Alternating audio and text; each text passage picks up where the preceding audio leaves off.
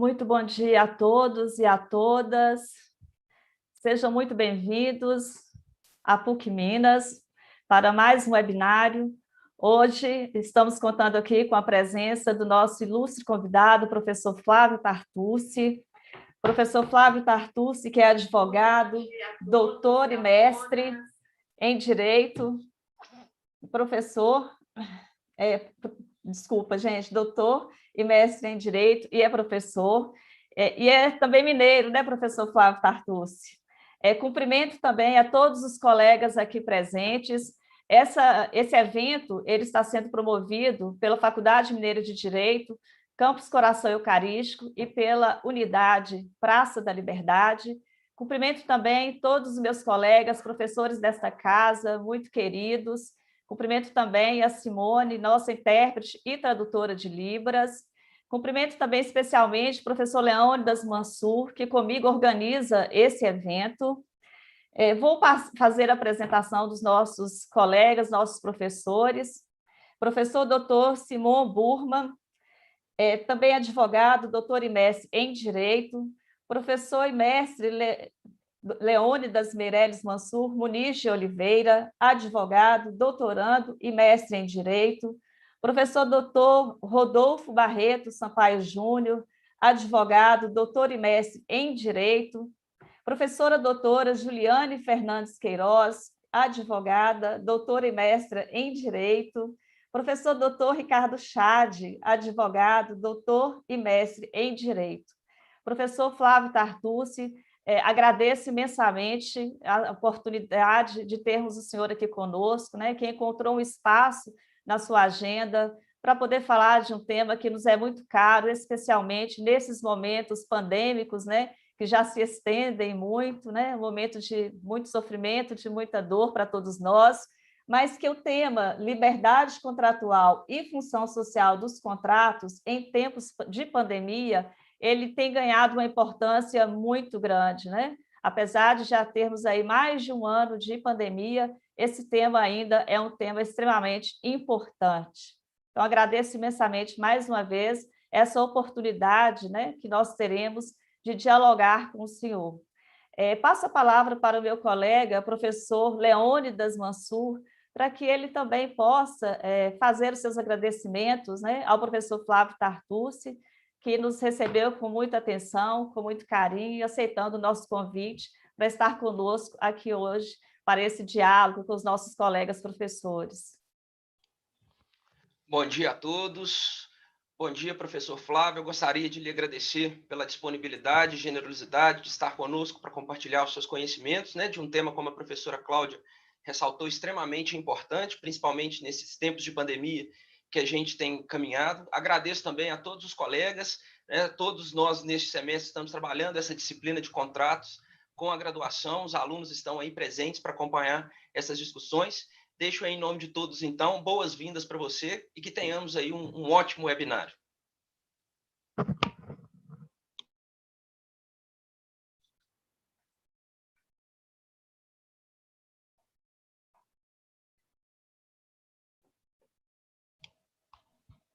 Professor Flávio, você está com a palavra.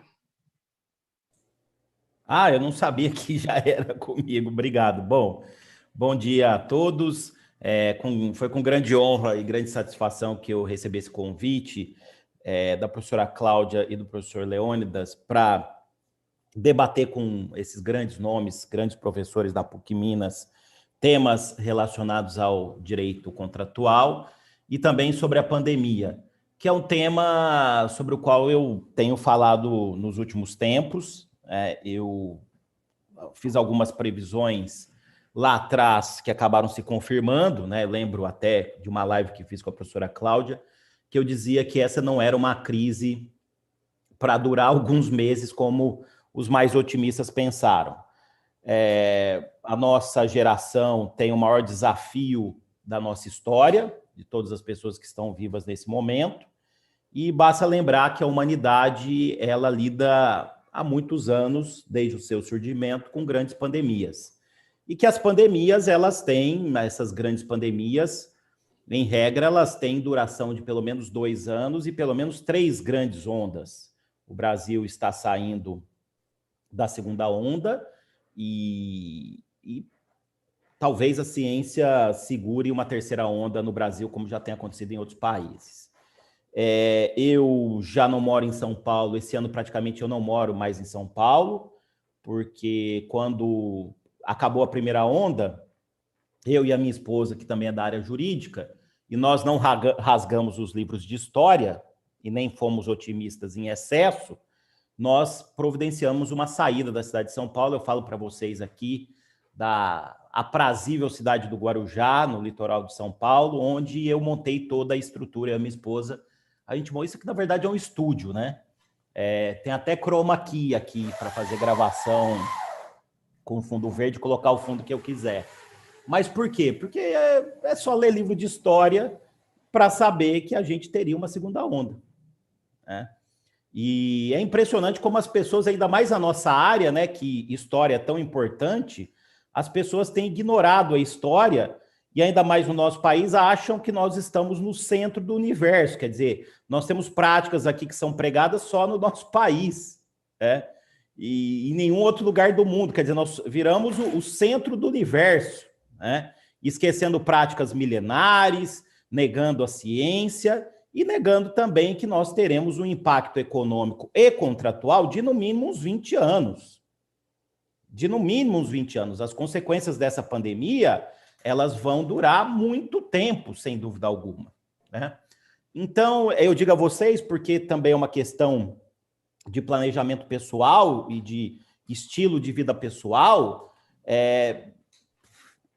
eu não sei por que se imaginou que a gente ia superar uma primeira onda duríssima e que a gente não teria uma segunda. E basta pegar a última grande pandemia, tem um livro muito bom que chama A Grande Gripe, né, que foi lançado logo no início, de um pesquisador americano, que mostra que, por exemplo, a gripe espanhola, a segunda onda foi muito pior que a primeira. E no Brasil também foi, como está sendo na Índia também, a segunda onda muito pior do que a primeira.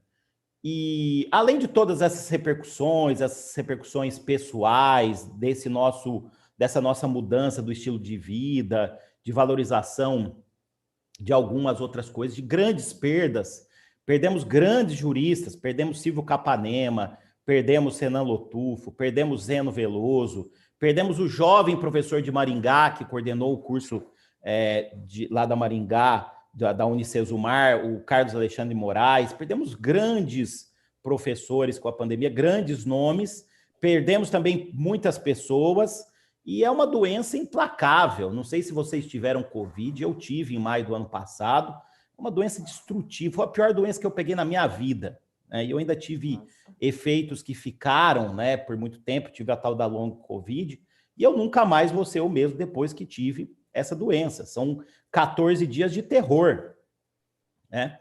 E para nós da área jurídica, nós que queremos controlar tudo, porque nós fomos treinados para isso, para nós é um grande impacto psicológico, porque a gente não consegue controlar, né? O meu psicanalista, o Dr. Jacó Pinheiro Goldberg, que é jurista também, ele sempre diz isso, né? Esse impacto para quem da área da pandemia, para quem é da área jurídica, é muito grande, porque o jurista ele trabalha com gestão de riscos, né? Com gestão de riscos contratuais, e a gente não consegue controlar tudo isso, né?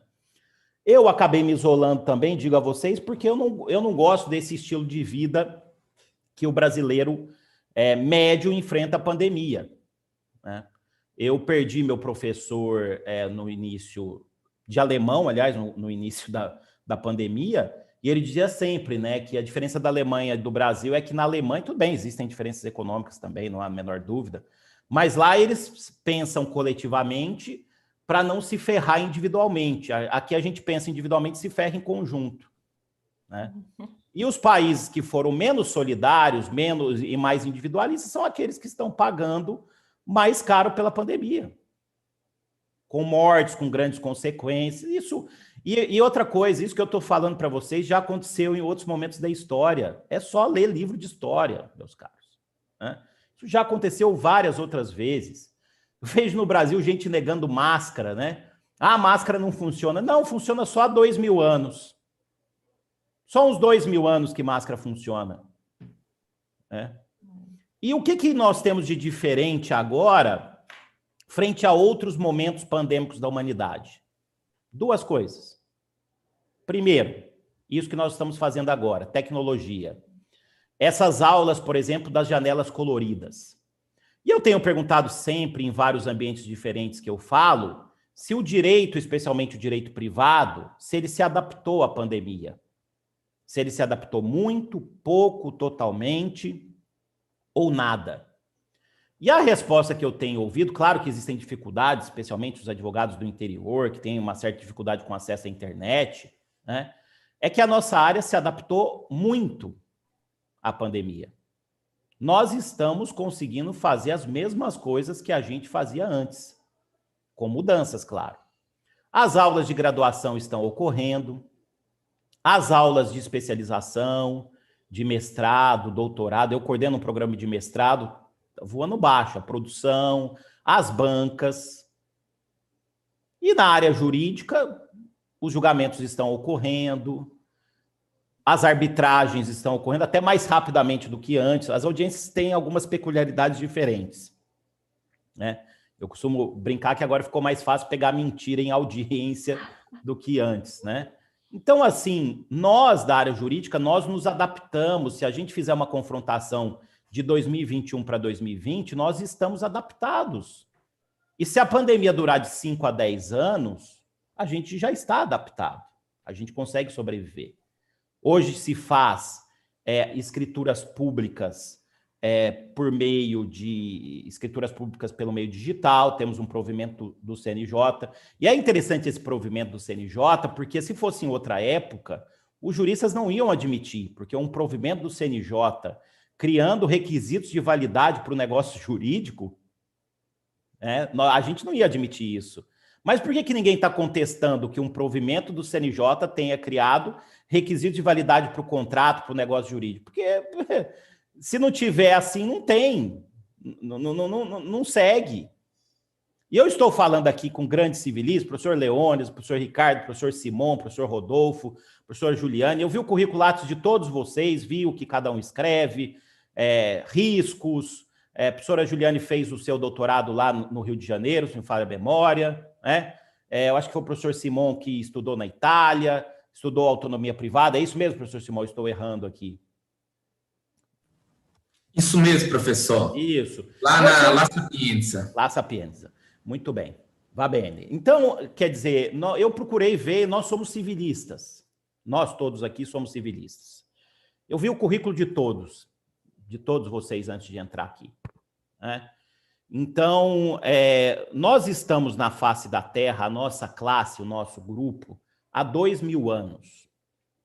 Há mais de 2.000 anos, né? Qual é a missão do civilista? Ele tem várias missões. Mas a missão primordial do civilista é, na minha opinião, resolver os problemas das pessoas. Resolver os problemas das pessoas.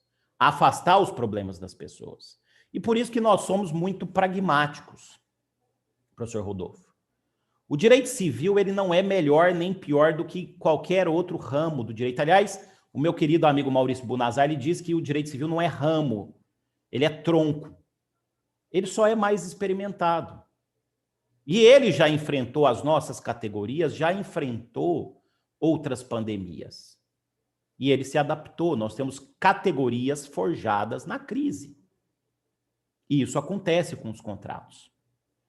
Por isso, as nossas demandas têm mudado, mas a gente tem dado uma resposta satisfatória. Nós, o direito privado, até por uma questão de sobrevivência e de experiência, a gente se adaptou à pandemia. Reitero, existem dificuldades, sem dúvida alguma. Mas, a grosso modo, nós nos adaptamos. Os restaurantes não se adaptaram, as academias de ginástica não se adaptaram, os bares, olha que saudade que eu tenho de ir para um bar, Belo Horizonte, cidade dos bares, a saudade que eu tenho para um boteco. Não se adaptaram. Hoje, para um boteco é uma atividade de risco, né? Ele desempenha uma atividade de risco. Aliás, esses ambientes que eu estou citando, não adianta falar o contrário, são ambientes de altíssimo nível de contaminação. É só estudar e ler.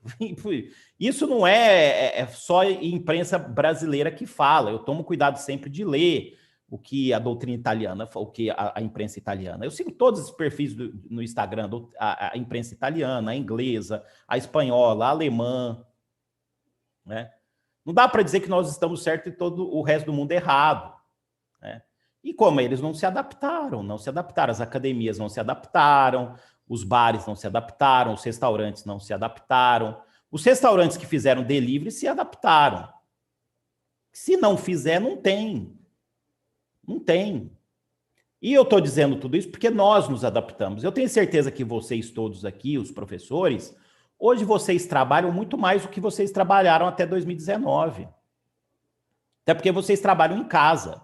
Não existe mais... Eu já tinha uma vida um pouco assim, porque eu já trabalho em casa, já sou adepto do home office, pelo menos desde 2011.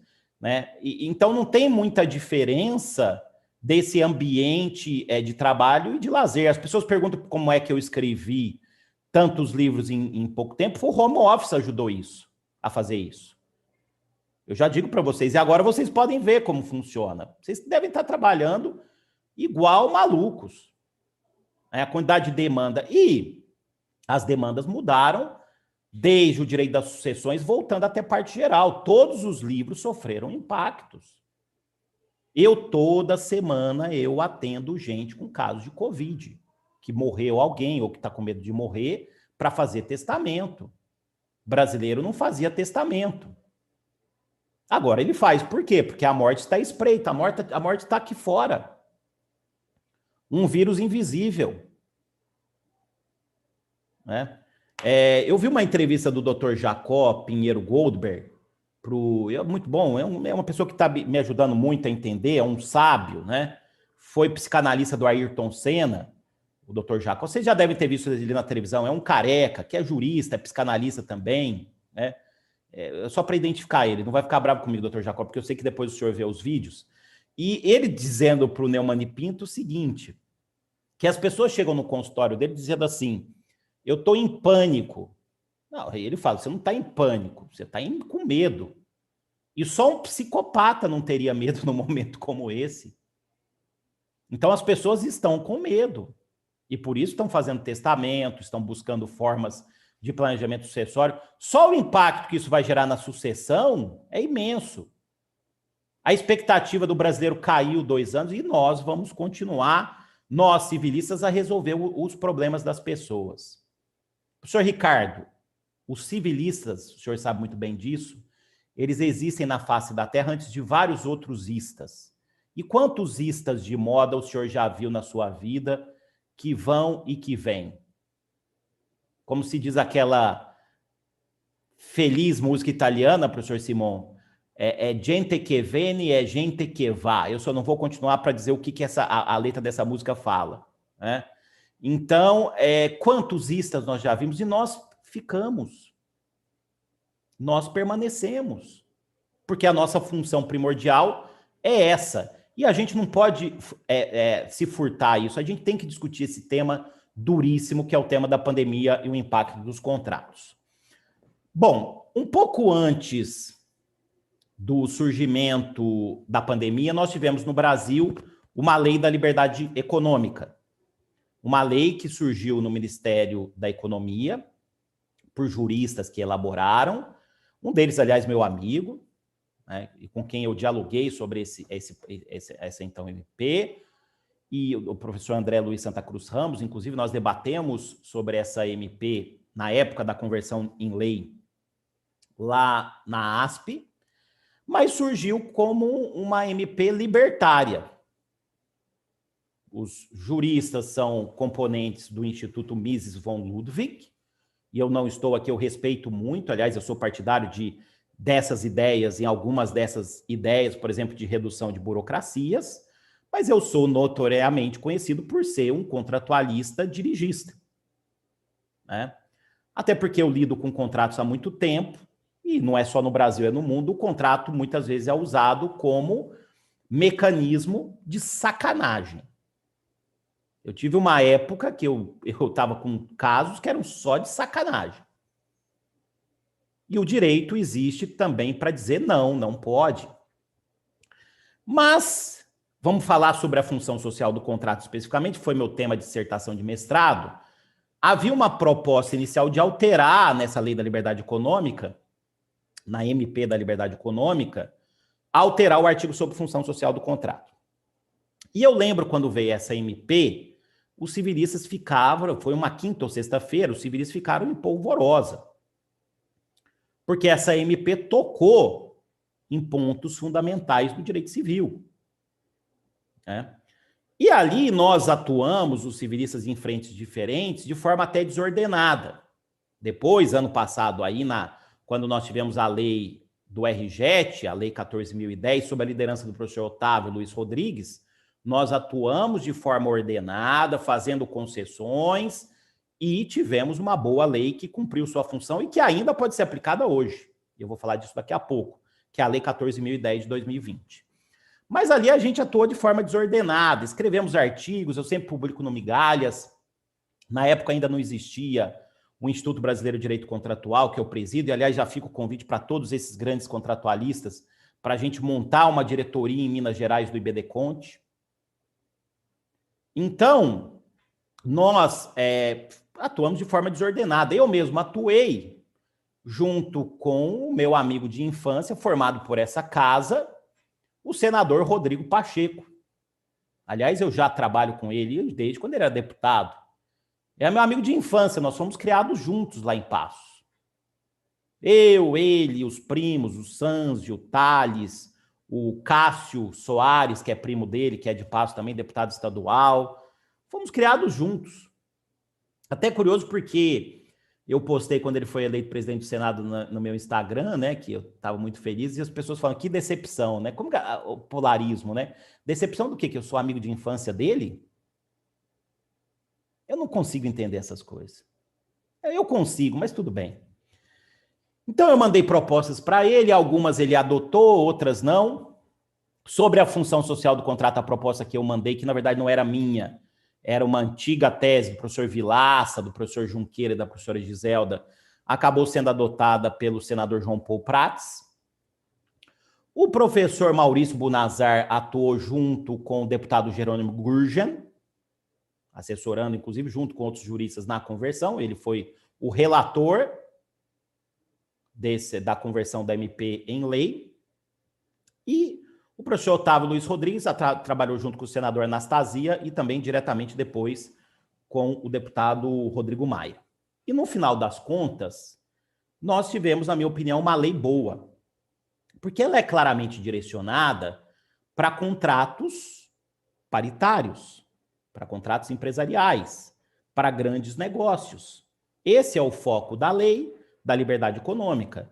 E nesses grandes contratos, que aliás é com eles que eu trabalho geralmente nos meus pareceres e nas minhas arbitragens, tem que ter menos intervenção.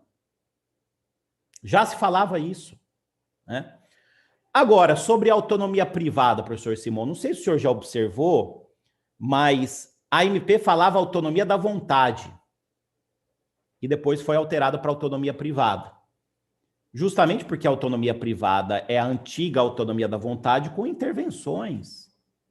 Como já dizia Enzo Oropo, na Itália, e no Brasil, Francisco Amaral, Orlando Gomes, Gustavo Tepedino, Luiz Edson Fachin e tantos outros.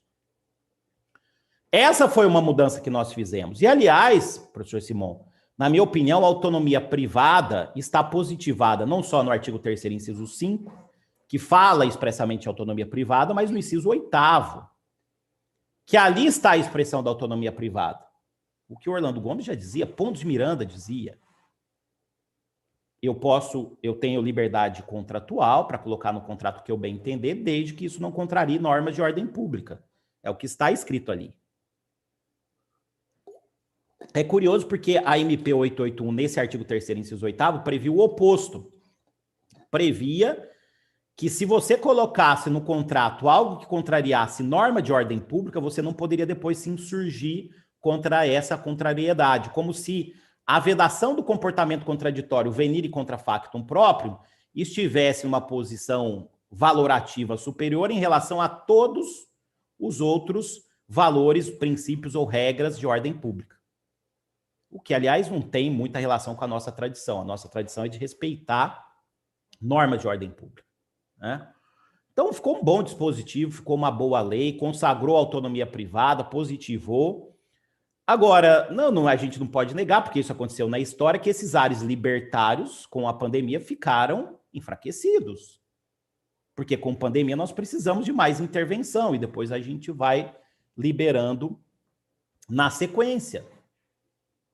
E agora a gente precisa de intervenção. Eu vou chegar até lá. Sobre a função social do contrato, a proposta que existia na MP 881 era que a função social do contrato fosse engessada e fosse adstrita ao artigo 3º da lei. Só atenderia a função social do contrato se fosse atendido o artigo 3º, que enuncia os direitos de liberdade econômica. E no final, acabou ficando a redação que os civilistas há muito tempo pregam, defendida por Junqueira, Vilaça e Giselda. A liberdade contratual será exercida nos limites da função social do contrato. Não liberdade de contratar, porque essa não é limitada pela função social, e função social não é razão do contrato. E quando isso tramitou, o objetivo era engessar e até acabar com a função social do contrato, o parlamento brasileiro disse que não aceitava. E que se isso fosse insistido, não haveria conversão da MP em lei. Na verdade, a lei quase não se converte. Ela só foi convertida, a MP, por conta de um acordo de líderes. Né? Aí, no final, ficou assim: a liberdade contratual será exercida em razão e nos limites da função social do contrato. É uma proposta de emenda do senador João Paul Prats. Né? Chegou-se a debater justamente citando um artigo meu, mas eu gosto sempre de dizer, a tese não é minha. Eu só, num artigo do Migalhas, renasci a tese. A tese é de Junqueira, Vilaça e Giselda. Aliás, os dois últimos, meus professores lá no Largo São Francisco, e Vilaça e Junqueira, todo mundo sabe disso, já tinham feito propostas nesse sentido no projeto Ricardo Fiuza, o projeto lá 6960 de 2002. Só foi alterado agora, por outro caminho. Né? Para explicar o que é a função social do contrato, que ela limita a autonomia privada, que ela tem eficácia interna, por exemplo, para aplicar a tese, na minha opinião, isso não é pacífico, da frustração do fim da causa, por exemplo, que nós não positivamos, ao contrário da Itália, que tem um capítulo sobre causa do contrato. Né? Para afastar desequilíbrios, para tutelar a pessoa humana quando isso for necessário, e para conservar o contrato também quando isso for necessário, o que também é muito caro hoje nos tempos de pandemia. E, além disso, a função social do contrato tem uma eficácia externa, com efeitos contratuais perante terceiros. Isso foi construído, existem resistências, claro, isso é um tema que não é fácil, mas a função social do contrato acabou sendo preservada na Lei da Liberdade Econômica. E o parágrafo único do artigo 421, novo, passou a dizer que nas relações contratuais prevalece o princípio da intervenção mínima e a revisão do contrato é excepcional. Né? Começar pelo fim. Falar que a revisão de um contrato é excepcional é falar o óbvio. Ainda mais uma revisão contratual, no Código Civil, que exige a imprevisibilidade. Para uns, teoria da imprevisão, para outros, teoria da onerosidade excessiva. Né? Então, falar que a revisão de um contrato civil é excepcional é óbvio. E já era assim, não se conseguia rever contrato civil antes da pandemia. Agora, com a pandemia, que temos demandas de revisão, né? Especialmente pelo meu radar, que eu vejo mais, locação imobiliária, contratos de compra de energia e contratos de grandes construções, que a pandemia acabou impactando muito nesses negócios. Né? Compra de energia já tinha um debate antigo, né, de problema econômico, não posso mais, isso em contrato empresarial, não posso mais adquirir aquela energia que eu tinha contratado, porque a demanda diminuiu, né? E eu sei que, inclusive, a empresa de Minas Gerais tem várias demandas sobre isso, a CEMIG, né? Várias. Mas voltando, inclusive em arbitragem. Mas voltando, então, colocaram isso na lei, que para mim é uma obviedade, e colocaram também o princípio da intervenção mínima. Prevalece o princípio da intervenção mínima. O Anderson Schreiber, no nosso Código Civil, ele cogita princípio da intervenção mínima. O direito serve justamente para intervir quando for necessário. E digo eu, para que existisse esse princípio, deveria se fazer um Código Civil totalmente novo. Porque se a gente pegar as regras de teoria geral dos contratos, por exemplo, são regras intervencionistas, 421 a 480. Se a gente pegar o capítulo de cláusula penal, é totalmente intervencionista. E, aliás, essas normas isso não é um problema ou algo que se tem só no Código atual. No Código de 16, as normas de cláusula penal já eram consideradas de ordem pública, né? Basta ver, por exemplo, o Rubens Simões de França, nessa obra aqui, que é a tese de titularidade, Raízes Dogmáticas da Cláusula Penal, ele já dizia isso, essa aqui é a tese dele, né? Que as normas já eram de ordem pública no Código de 16, o 413, por exemplo, que trata da redução da cláusula penal. Agora, tendo boa vontade com a lei, se existir realmente um princípio da intervenção mínima, ele vale para os contratos direcionados pela lei da liberdade econômica. Os contratos paritários, empresariais, plenamente negociados. Até porque essa lei, na minha opinião, ela não impactou, por exemplo, nos contratos de consumo e nos contratos de adesão. Ela teve até uma norma lá no 113 que valoriza uma interpretação total contra o proferentem, quer dizer, contra aquele que estipulou as cláusulas, e favoravelmente ao aderente contratual. Não só em casos de cláusulas ambíguas ou contraditórias, como está no 423, como já estava, né? É o artigo 113, parágrafo 3º, inciso 4, que prevê que as cláusulas contratuais sempre serão interpretadas contra aquele que elaborou.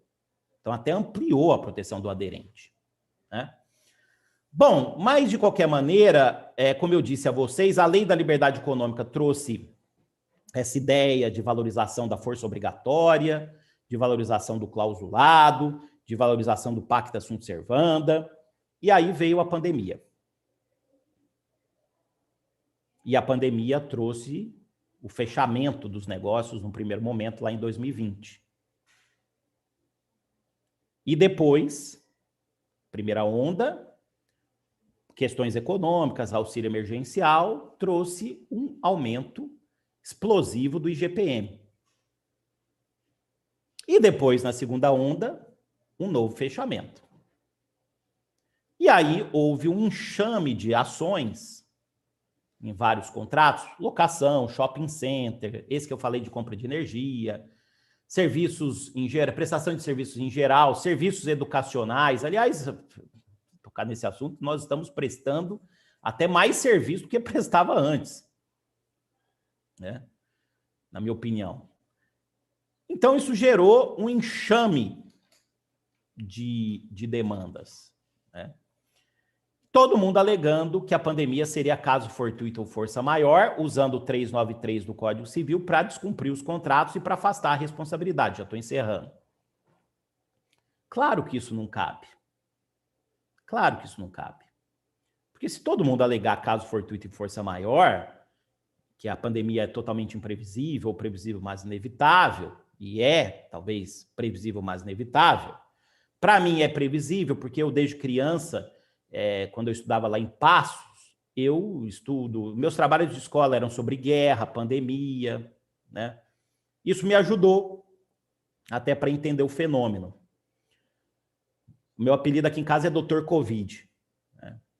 Mas não dá para generalizar assim. É claro que a gente precisa ter um impacto interno no contrato em virtude da pandemia.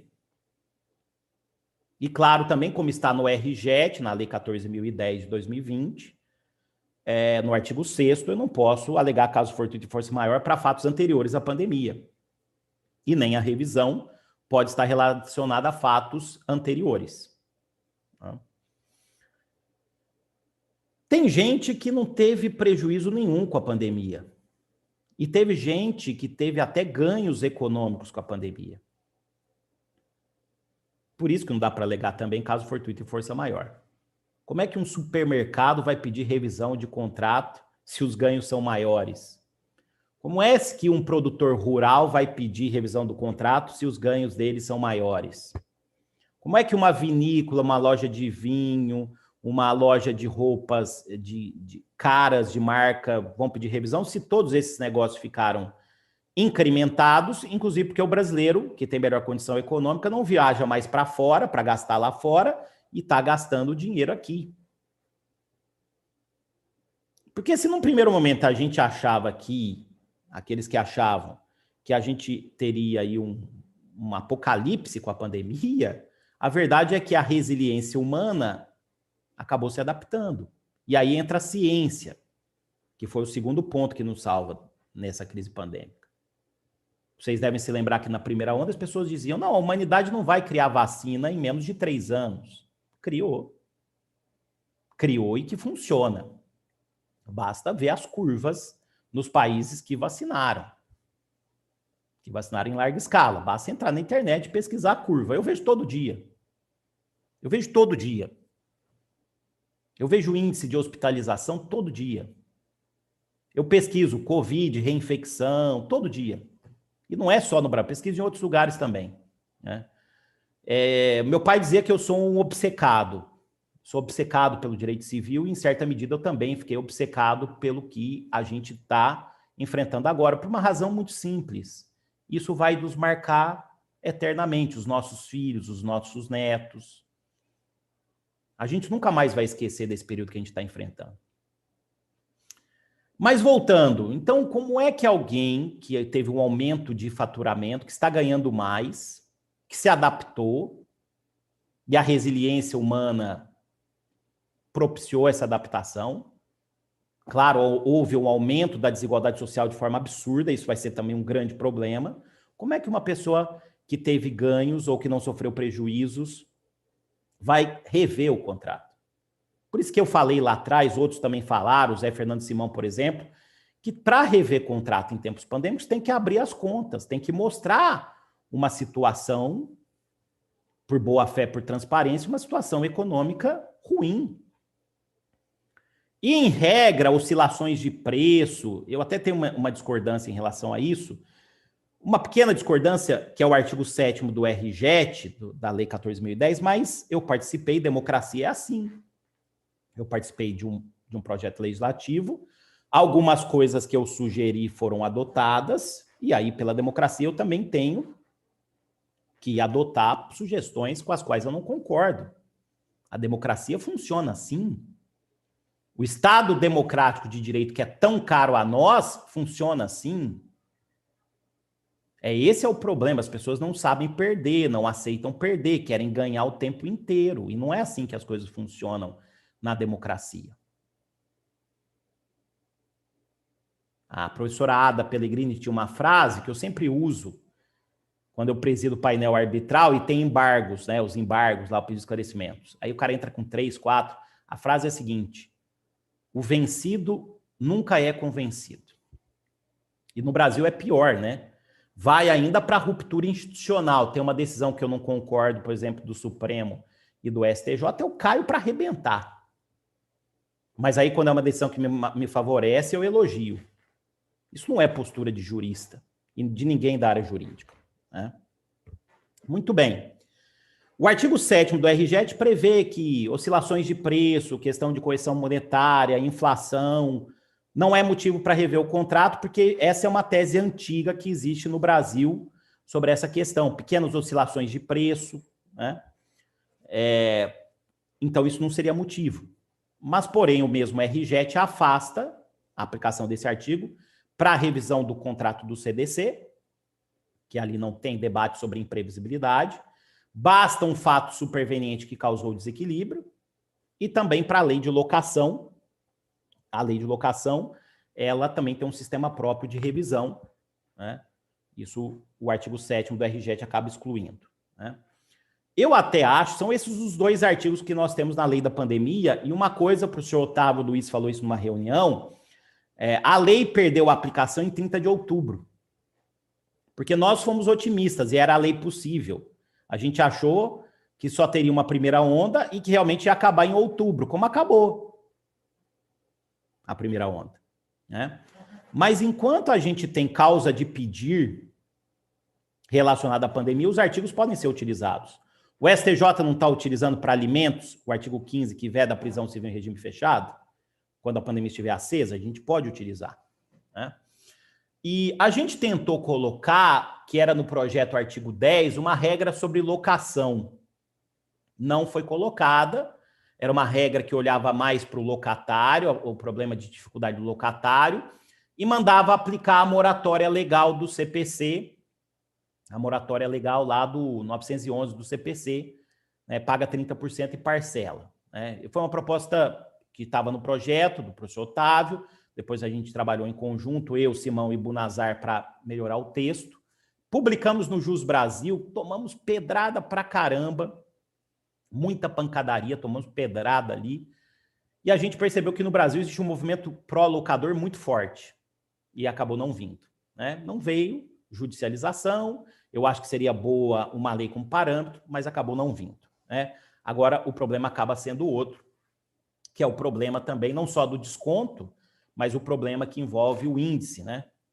Substituir o IGPM por outro. Aí imagina que o outro índice aumente. É problemático esse tema. Ah, eu quero substituir o IGPM pelo IPC. Aí o IPC explode, imagina. Aí eu vou mudar para o IGPM de novo. Esse é um tema complicado que a pandemia acabou trazendo, né? O IGPM é de 25%, imagina uma revisão nesse sentido.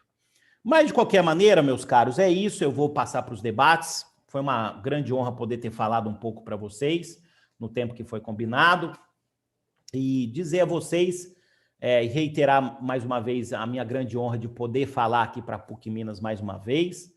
Quando eu estou em uma grande faculdade tradicional e importante como essa, eu sempre digo, tenha orgulho da faculdade que você estuda, que você estudou, tenha orgulho dessa importante faculdade. Eu também estudei na PUC de São Paulo, fiz especialização, fiz mestrado. Aliás, eu sempre eu estudei em escola católica, que foi a mesma que o Rodrigo estudou lá em Passos, o Colégio Imaculada Conceição. Estudei em escola católica PUC São Paulo, e estudei numa faculdade que é pública, que se chama São Francisco, né? Então, sempre tive aí a igreja como a minha alma mater, apesar de discordância, porque eu sou um cara que gosta de discordar, né? Mas eu quero dizer para vocês, alunos que nos assistem, que vocês também precisam ter consciência do papel social de vocês. A pandemia vai acabar, como todas as pandemias, acaba. E não acho que ela vença 2022. Como é que vocês estão se preparando para quando tudo isso acabar? Com isso aqui? Ou com isso aqui? Vocês estão lendo? Ou estão fazendo passada de dedo em rede social? Porque, sem dúvida alguma, quando tudo isso passar, nós vamos ter uma grande euforia, inclusive euforia contratual. Porque tem muito dinheiro guardado. E nós vamos ter uma explosão depois que isso passar. E como é que você está se preparando para quando tudo isso passar? Eu tenho falado para várias faculdades, até mais antes do que eu falava, porque antes eu tinha que me deslocar, e eu sou um isolacionista, agora eu falo sempre daqui. E até minha agenda, professora Cláudia, ficou mais tranquila, até, por dizer para a senhora. Que bom. Ficou mais tranquila. Então, eu tenho visto isso. E tenho visto queixa dos professores e agora me junto a eles. Muita rede social, muito Netflix. Não se forma jurista com rede social e com Netflix. Se forma jurista com testa no texto, estudando. E vocês têm essa possibilidade de estudar para mudar não só a vida de vocês. Está falando alguém que saiu de Passos, no sul de Minas, e que foi transformado pelo direito. Eu só estou falando aqui para vocês porque eu estudei, estudo e estudarei. E muito, muito, muito esforço, muita dedicação. Então, o direito transforma a vida de vocês. E mais, transforma o país, transforma a humanidade. Tem um livro que eu gosto muito, está aqui em cima, do grande advogado carioca, que tem uma admiração muito grande por ele, José Roberto de Castro Neves, Como os Advogados Salvaram o Mundo. Esse livro é um barato, né? Aliás, mostra como a cidade de São Paulo foi fundada por uma briga de 2 advogados. Manuel da Nóbrega, que era formado em Coimbra, e o bispo de Sardinha, que também era formado em Coimbra. 2 religiosos advogados. Então, mais uma vez, nós seremos chamados para salvar a humanidade. E para isso, como diz o meu querido Dr. Jacó, terceira vez que eu cito o Dr. Jacó, nós temos que fazer 3 coisas. Primeiro, sobreviver nesse momento. Está acabando. Depois, deixar os outros sobreviverem. Cumprirem o seu papel de deixar os outros sobreviverem. Está acabando. E terceiro, reconstruir. Rode por Belo Horizonte, veja quantos lugares fechados, a carestia, a pobreza, a desolação. E o nosso papel, além de ser um papel de caridade específico, é um papel de reconstrução, sempre foi. A história mostra que sempre foi. Então a gente vai ter essa missão de reconstruir, e os civilistas sempre fizeram isso, os juristas sempre fizeram isso, e mais uma vez a gente vai ter que fazer. Muito obrigado, professora Cláudia, obrigado aos professores que me ouviram, foi uma grande honra. Obrigado. Nós que agradecemos, professor Flávio Tartucci, por suas colocações tão maravilhosas, né? Além de técnicas extremamente humanas. Eu passo a palavra para os meus colegas, né? Aqueles que se sentirem à vontade para fazerem as suas colocações, por favor.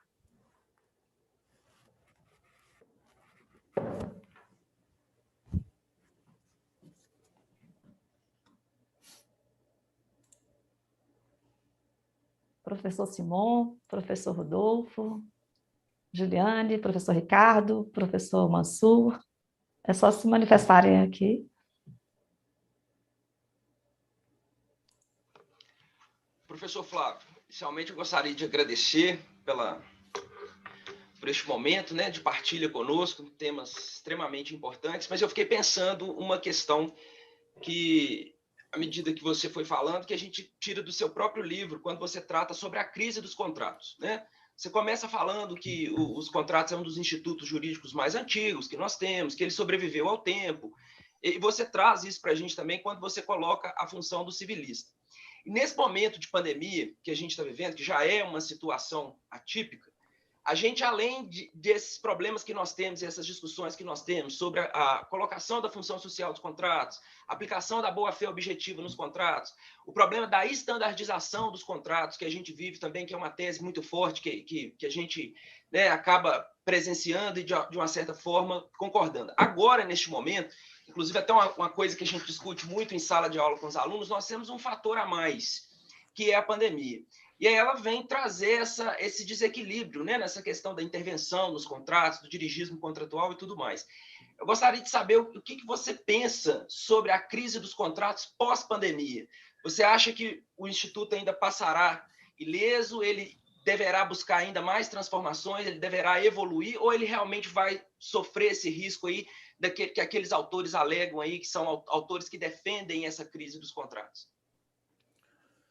Muito bem, professor Leônidas. Essa reflexão sobre a crise vem do meu mestrado, que eu fiz na PUC São Paulo, orientada pela professora Maria Helena Diniz, e a obra do Grant Gilmore, a crise dos contratos. Depois o professor Leães escreveu, inclusive, também no Brasil sobre esse tema, no sentido de que a crise não seria bem uma crise, seria uma mudança de estrutura e de função do contrato. Isso tem sido agravado por essa estandartização, e aí a expressão é do Enzo Uropo, né? Ou Vincenzo, né? Porque ele usava os 2 nomes, Enzo e Vincenzo, era um gênio. E eu tenho um filho que se chama Enzo em homenagem a ele. Eu tenho 2 filhos, Enzo e Pietro, em homenagem a Enzo Uropo e Pietro Perlingeri. Você vê, eu sou tão obcecado, minha mulher é da área jurídica, que eu dei o nome dos meus filhos, aos meus filhos biológicos, de 2 juristas, né?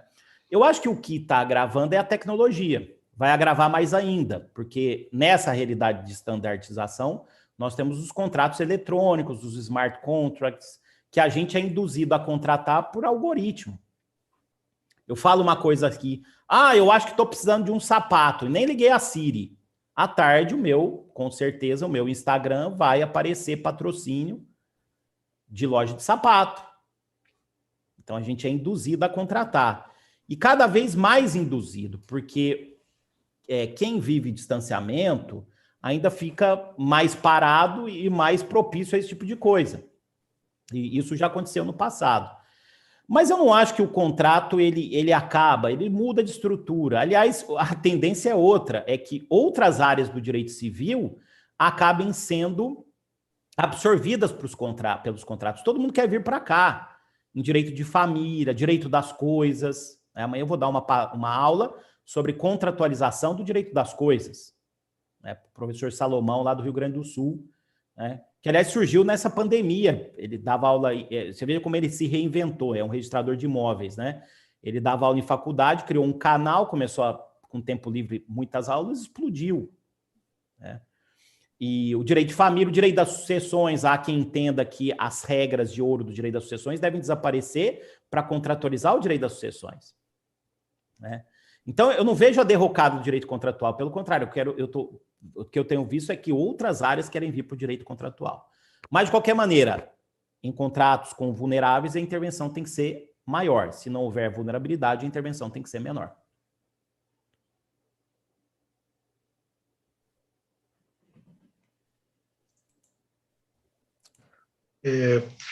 Professor Tartucci, bom dia ainda, 11h55, tudo bem? Prazer, muito obrigado aí pelas suas brilhantes palestras, né, suas palavras. As suas palavras me fizeram ter uma reflexão, né, sobre vários aspectos interessantes, sobre essa questão que o senhor colocou a respeito da revisão contratual, né? A pandemia, né, não tanto uma pergunta, mas só expondo, né, o que o senhor me fez pensar a respeito, né, sobre os temas que o senhor trouxe. A pandemia, nós passamos aí, todos passaram por momentos muito diferentes, né? O senhor mesmo disse, né, no começo se pensava de uma forma, daqui a pouco mudou-se e foi alterando, né? Eu costumo dizer que é muito fácil a gente falar hoje o que deveria ser feito ontem, não é verdade? Então, nesse aspecto, eu sempre coloco a revisão, eu penso, né?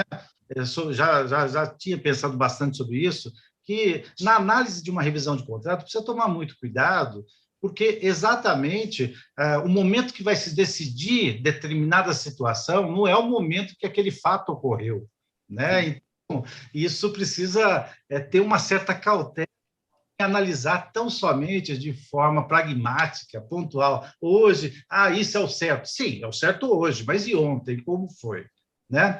Eu também, como tenho uma formação do direito, né, tanto a vida profissional, a minha formação no direito, sempre eu sou formado em contábeis, trabalhei multinacional como contador, depois fui para o direito. Então, eu tenho um viés muito forte para o direito privado. Então, eu, muitas vezes, entro até em certo choque com áreas do direito público, em razão, quando se fala em responsabilidade civil entre particulares, responsabilidade civil do Estado, né? A diferença que o direito administrativo leva em consideração a responsabilidade civil do Estado. Então, muitas vezes eu entro em choque por uma formação minha, mas, ao mesmo tempo, eu tento me conter, sabendo que o Estado tem aí uma estrutura que precisa ser respeitada muitas vezes. Mas e exatamente isso que eu também queria comentar com o senhor, das revisões de contrato, que eu ando pensando sobre isso, porque esses dias mesmo, nessas CPIs da Covid, vendo alguns instantes dela, né, vi aí muitos comentando, não estou entrando na esfera do ato ilícito, né, não estou entrando naquele que quis praticar o ato ilícito, eu estou falando assim, muitos governadores, prefeitos acabaram comprando material, isso foi divulgado, por X vezes o preço, né? A luva que custa 40 centavos pagou R$15, né? Então, exatamente por quê? Porque veio a pandemia e muitos, como o senhor mesmo disse, muitos ganharam, né? Então, quando o senhor fala em revisão contratual, todas as regras que veio para regulamentar o direito a esse momento pandêmico, bem como a lei de liberdade econômica, eu fico pensando, incluindo nesses grandes contratos, também os grandes contratos que o Estado teve, que fazer, em razão de certos momentos e certas dificuldades daquele momento, do início da pandemia, pagar R$16 por luva ao invés de 40 centavos, esses contratos também, o Estado poderia pedir a revisão deles, exatamente, né, em razão, como o senhor mesmo disse, muitos lucraram, né, em razão de que a sociedade aí teve uma onerosidade excessiva em determinados momentos, né? Então, é algo que é só uma reflexão mesmo, que eu também estou construindo, porque eu vejo que não vai ser uma tarefa fácil, porque, só para finalizar, nós tivemos várias etapas e ainda estamos cumprindo novas etapas e, com certeza, ocorrerão novas situações e que falaremos, lá atrás agimos errado, mas agimos errado pensando que estava certo. Esse é o ponto que eu queria comentar. Sem dúvida, professor Ricardo. E mais, sobre a questão da responsabilidade. A gente não sabe em que fase da história a gente está. A gente não sabe em que momento da história a gente está. Então, por exemplo, o senhor que pesquisa sobre a questão de responsabilidade civil, por exemplo, como é que vai ser a questão da responsabilidade civil dos profissionais da área da saúde? Quem é que vai estar certo na história? Quem indicou tratamento, quem deixou de indicar, porque alguém aí vai acabar sendo responsabilizado. Um dos dois times vai ser responsável. Não há a menor dúvida que um dos dois times será responsabilizado. Na nossa área.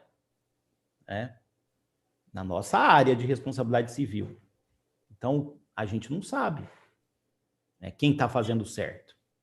Eu tenho uma desconfiança, mas eu não vou dizer, porque isso... eu sei a polêmica que gera, eu tenho uma desconfiança.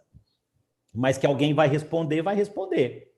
E aqui, essa questão do lucro, professor Ricardo, eu estou falando até de lucro lícito, tá? Gente que está lucrando licitamente, né? É a diferença da Rua Oscar Freire, que os negócios estão bombando, porque quem é cliente dali deixou de viajar para fora, está gastando no Brasil, e na Doc Lobo, e a Augusta, que vive uma desolação, porque ali era comércio popular, está tudo fechado. Parece o fim do mundo ali, né? Se a gente confrontar lá em São Paulo, a Rua Augusta, os condomínios fora de São Paulo, sai até uma reportagem na Veja, esses condomínios de gente que... Esse mesmo que eu estou aqui, muita gente veio para cá, o aumento dos valores dos imóveis. Tem um condomínio lá em São Paulo que eu tive um atendimento essa semana, chama Quinta da Baronesa, de altíssimo padrão, que os imóveis aumentaram 80%.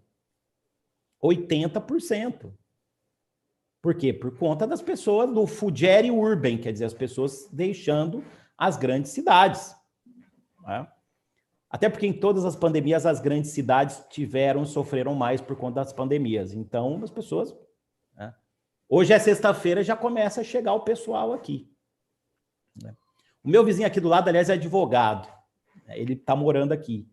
Eu acho que ele vai ser vacinado agora, talvez ele volte, mas ele está morando aqui. Mas agora já começa a chegar o pessoal que fica aqui de sexta, segunda ou terça. Né? Então, muita gente... Esse tipo de residência, de condomínio, explodiu do ponto de vista do direito imobiliário. Gente lucrando licitamente. Né? Mas, claro, existem os lucros ilícitos também. Excelentes colocações, professor.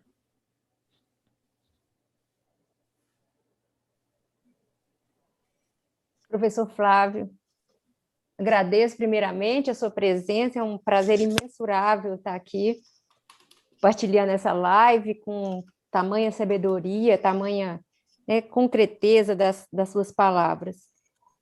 Eu queria fazer uma colocação que as nossas relações jurídicas contratuais, elas estão claramente sofrendo remodelações devido às práticas, às próprias práticas que estão sendo alteradas nesse período de pandemia.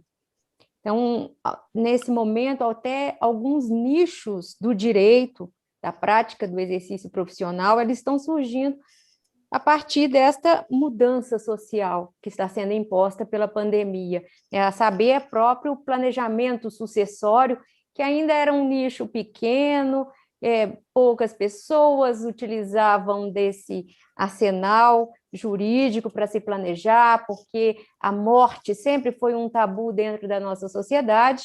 A morte, ninguém, né, fazia essa previsão, essa situação preventiva, e hoje uma procura, né, a gente vê que os testamentos mudamos já uma realidade muito fortemente. Dentro em breve estaremos processando os nossos inventários quase que exclusivamente pela sucessão testamentária, não mais pela sucessão legítima, que era a prevalência dentro dos nossos inventários judiciais e extrajudiciais. Nós vamos mudar a prática nesse sentido. E eu atuo numa área, atuo no direito contratual, em contratos biomédicos, especificamente em reprodução humana assistida, e a minha atividade aumentou assustadoramente. Novas regras da Anvisa, novas normatizações, regulamentações, diante desse novo contexto de pandemia, que é necessário regulamentar realmente essas atividades, e uma necessidade de readequação de procedimentos. Isso fez com que o meu serviço aumentasse demasiadamente, porque estou tendo que rever todos os contratos das clínicas para as quais eu presto consultoria jurídica, fazendo a readequação desses procedimentos e de um modo geral. Então, eu queria saber o seguinte, no seu modo de entender, no seu modo, da sua experiência dentro dessa área contratual, qual seria, e se teria, uma principiologia contratual que deveria ter uma primazia nessa nossa fase de mutação? Pergunto porque nós temos valores inseridos dentro dessas relações jurídicas contratuais, e esses valores, eles estão, no mínimo, tendo que ser reavaliados, reanalisados, para que a gente possa dar uma aplicabilidade concreta nesse período, que é um período atípico, um período, né, completamente diferente dos períodos anteriores. O senhor acredita que a gente teria uma forma como já prevenir, inclusive para os nossos alunos, como o senhor bem colocou aí, para os nossos alunos, é preciso estudar muito e saber em que momento histórico nós estamos, que contexto é esse, para que a gente possa realmente aplicar o nosso direito civil contratual de forma mais adequada. Como que a gente pode fazer esse estudo? Que valores nós devemos ter primazia para esse entendimento? O senhor acredita que isso tenha? Excelente. Professora Juliana, veja, eu acho que existe já uma principiologia mínima que pode ser aplicada para os contratos tradicionais, os contratos de direito das coisas, os contratos de família e contratos de sucessões. Para a gente contratualizar a matéria, nós teríamos que revogar o 426 do Código Civil. Eu, aliás, antes dele ser presidente do Senado, eu mandei para o Pacheco propostas para colocar exceções ao artigo 426. E ele nem propôs, de tão polêmico que era. Ele entendia de renúncia à herança, por exemplo, renúncia à prévia herança, ele nem propôs. Eu ainda depois vou ver se eu consigo falar com ele. Acho difícil agora. Até porque agora a pauta é resolver os problemas da pandemia. Mas eu acho que nós já temos uma principiologia mínima baseada em autonomia privada, boa-fé e função social. Isso se aplica para a família, isso se aplica para coisas, função social da propriedade no caso, né? Talvez a força obrigatória entraria também como um quarto princípio para fechar essa principiologia.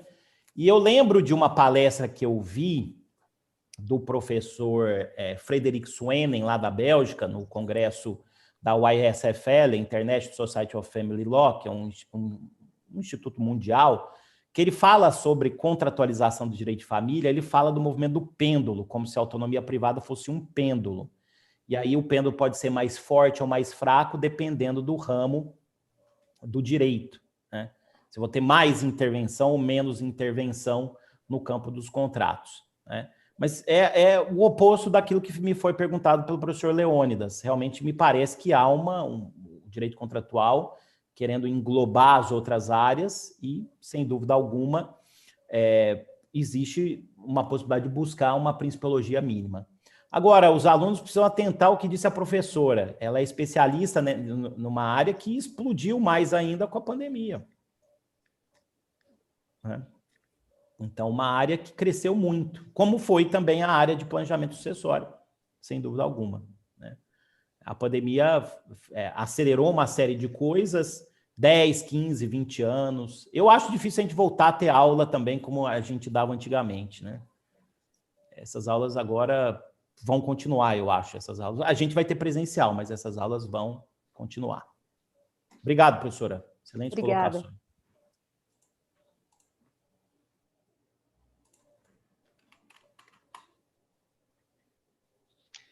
Professor Simon, professor Rodolfo, vocês querem fazer alguma intervenção? Professor Flávio, bom dia. Bom dia, professor. Tudo bem? Tudo bem. Bom, quando surgiu a Constituição, ela reconheceu uma série de princípios, né? A função social, a boa-fé, né? E aí, o que acontece? Veio a Lei de Liberdade Econômica, né? E, de certa forma, ela prevê uma postura completamente distinta, né, daquela que estava consagrada no texto constitucional. Uma postura não intervencionista, valorizando a autonomia privada. Né? Como você bem sabe, a autonomia privada ela depende muito do modelo de organização estatal. Né? No período liberal, a gente tinha autonomia da vontade, porque era valorizada muita vontade, né? Com a pouca intervenção do Estado. Quando veio o Estado Social, o Welfare State, né, passou a haver uma intervenção até demasiada do Estado frente às relações econômicas, frente às relações sociais. E aí surgiu a Constituição de 88, mantendo esses avanços advindos aí do Estado Social, mas tentando equilibrar, né, os princípios liberais com os princípios sociais, reconhecendo a dignidade da pessoa humana como princípio basilar, reconhecendo a função social. E aí eu concordo com o senhor, né, a respeito da eficácia intrínseca e eficácia extrínseca dessa função social, né? E eu particularmente entendo que esses princípios, eles se aplicam ao direito privado como um todo, tá? E não só aos contratos civis, aos contratos empresariais também. Então, eu fico me perguntando aqui, até que ponto essa lei de liberdade econômica não estaria ferindo esses princípios reconhecidos pelo texto constitucional? E se, portanto, ela seria constitucional ou não? Né, por estar em desacordo com esses princípios aqui ressaltados. Muito bem. Excelente pergunta. Aliás, o professor Gilberto Bercovitch escreveu, logo que veio a MP, que seria inconstitucional essa MP. A MP 881, até porque tratava, a origem dela não foi projeto de lei, né? Mas eu li o parecer, inclusive, do professor Gilberto Bercovitch. Eu, particularmente, acho que eu não vejo inconstitucionalidade na lei, até porque ela está fundamentada também na Constituição, né? No artigo 170 da Constituição, e deixa eu pegar aqui o inciso do artigo 1º, acho que é o inciso 4. É o inciso 4, o artigo 1º, que fala, tudo bem que coloca os valores sociais do trabalho e coloca a livre iniciativa. Então, eu particularmente não vejo inconstitucionalidade dessa lei, por isso, aliás, que eu achei maior, reconhecendo que dificilmente ela seria tida como inconstitucional, que por tática democrática seria melhor, na época, participar do debate para ajudar, dentro do possível, a melhorar o que está na lei. Né? De qualquer forma, ela trabalha com regras do jogo do mundo empresarial. E se a gente for pensar, isso tem acontecido muito, nesses grandes contratos, as partes colocam uma cláusula compromissória e tem até cláusula compromissória que já indica os árbitros, porque as partes querem árbitros liberais. Ou a indicação é posterior, você pode indicar, de acordo com a sua contenda, um árbitro intervencionista ou um liberal, né? Um que seja mais intervencionista ou um que seja mais liberal. Então, eu confesso, viu, professor Simon, Simon, é Simon ou Simon, professor?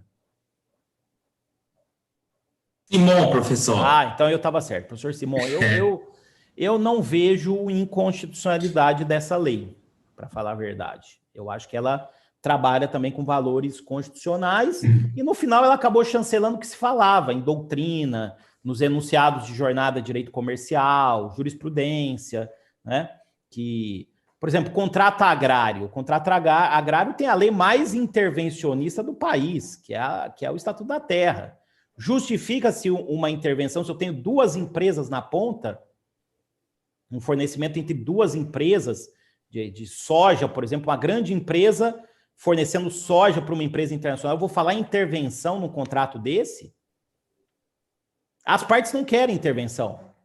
As partes podem abrir, grandes agentes econômicos abrirem mão? Podem, porque elas vão para arbitragem, lá elas ditam a regra do jogo. Então, eu não vi inconstitucionalidade, eu continuo não vendo inconstitucionalidade nessa lei, e no final ela ficou até, na minha opinião, bem equilibrada. Eu não concordo com tudo, é impossível concordar com tudo num projeto assim, né? Mas eu acho que no final a lei é boa. Boa não, muito boa. Frente ao que a gente tinha no Brasil, o senhor acha a lei da multipropriedade boa? É péssima. Muito mal feita, cheia de desvios categóricos. A lei dos distratos, meu Deus, o capítulo de dano extra patrimonial, que eu nem sei o que é na reforma trabalhista, foi esse tipo de coisa que fez com que nós, pelo menos eu, as pessoas com quem eu tenho trabalhado, a gente saísse da inércia e começasse a participar do processo legislativo. E eu, aliás, convido vocês que façam o mesmo.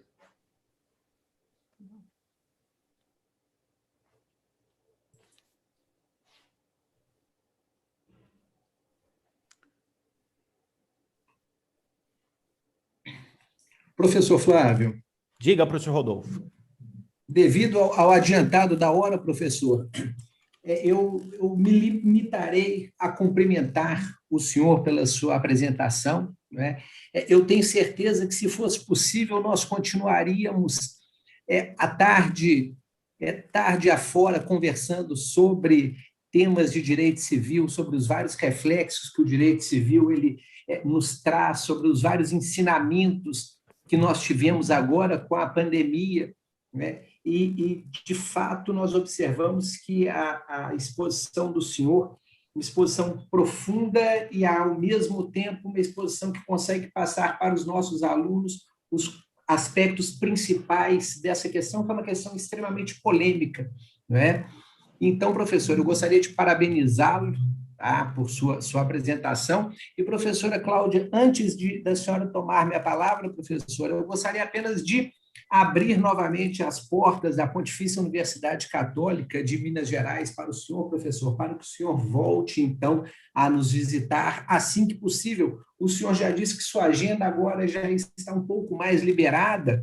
Agora! Então, professor, já fica o nosso registro aqui de uma profunda admiração e também o convite para um breve retorno, professor. Obrigado, professor Rodolfo. Antes de passar para a professora Cláudia, só duas coisas. Primeiro, o professor Rodolfo foi orientado no mestrado pelo professor Vilela e no doutorado pelo professor Humberto Teodoro Júnior. Parabéns aí pela formação, dois grandes juristas das nossas Minas Gerais. Eu quero convidar a todos para conhecer o nosso instituto, o Instituto Brasileiro de Direito Contratual, o IBDConte. Nós já estamos com o 6º volume da revista pela editora Magister, e depois eu vou já enviar o convite para a professora Cláudia, para junto de vocês, outros professores também que estão conosco, o professor Quintela, o professor Marcelo Amaro, que é de Minas, tem um livro muito bom, está fazendo doutorado na USP, mas ele é ligado a nós, um livro de cláusula penal muito bom. Está por aqui, até acabei de usar para um parecer, e ele é da comissão do jovem advogado do IBDConte, é mineiro, a gente conhece ele lá de Lisboa, porque ele é ligado ao professor Fernando Araújo, com quem nós temos uma relação, para que a gente monte a nossa diretoria estadual. Nós já temos 6 diretorias estaduais do Instituto, aí, um Instituto só de contratos, aí em Minas Gerais, tá? Nós vamos ter o congresso agora 16, 17 de junho, 100% virtual pela ASP, fica também o meu convite. Eu fico feliz como são as coisas, né? Inicialmente, o professor Leônidas me comentou se eu poderia falar para os alunos dele. Eu falei, bom, mas eu já conheço a professora Cláudia, já me convidou, vamos fazer um evento com outros professores também.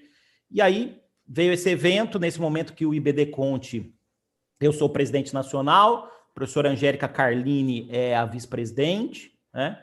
Professores, nós temos uma diretoria executiva composta também pelo professor Heroldes, que é lá da Federal do Paraná, né? O professor que sucedeu o professor Faquim na Federal do Paraná, a professora Marília Xavier, que também é lá do Paraná, o professor Simão e o professor Bunazar, de São Paulo, que eu citei aqui várias vezes. Mas temos já uma composição com mais de 200 contratualistas. Então, fica o meu convite, IBD Conte, também para os jovens estudantes, e segunda-feira vence o prazo para mandar artigo, né? Estava em cima da hora, mas conheço o nosso instituto, e foi uma grande honra para mim, professora Cláudia, professor Leônidas, todos os professores que tiveram aqui comigo, e para um mineiro do sul de Minas, de Passos, lá das Furnas do sul de Minas, do sudoeste mineiro, saibam que para mim é uma realização pessoal poder falar para grandes professores importantes.